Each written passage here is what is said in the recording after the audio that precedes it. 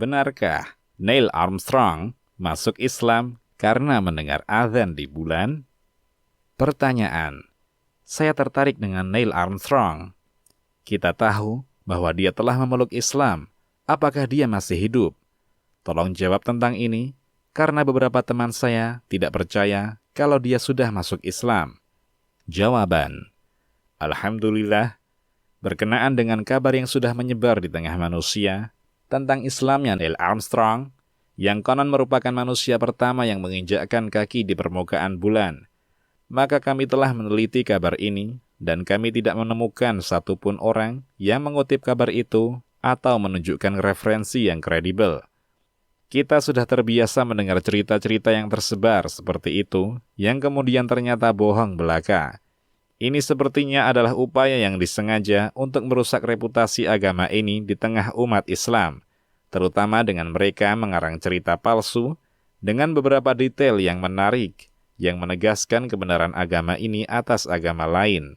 Lalu mereka menyebarkan kisah Islamnya orang-orang terkenal, seperti artis, atlet, dan lain-lain.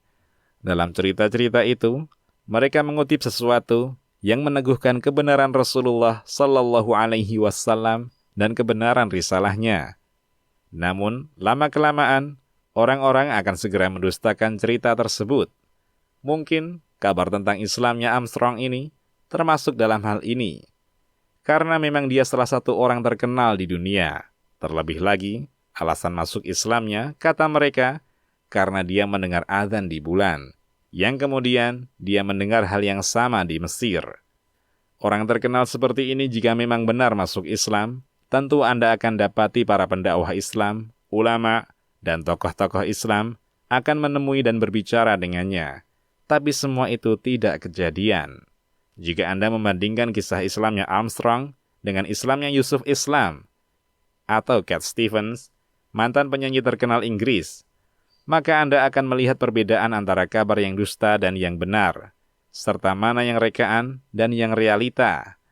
Yusuf Islam adalah salah satu orang dari banyak orang terkenal yang benar-benar masuk Islam.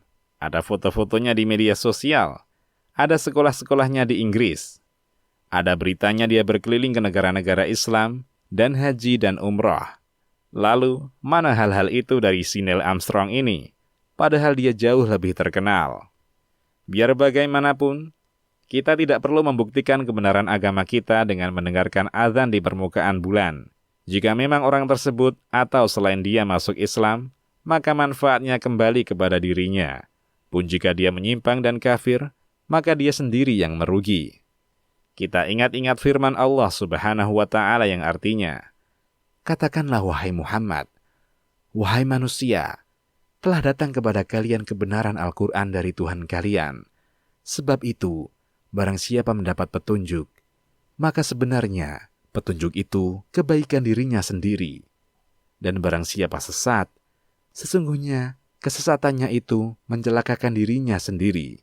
Dan aku Muhammad bukanlah orang yang bertanggung jawab untuk kalian. Quran Surat Yunus ayat 108.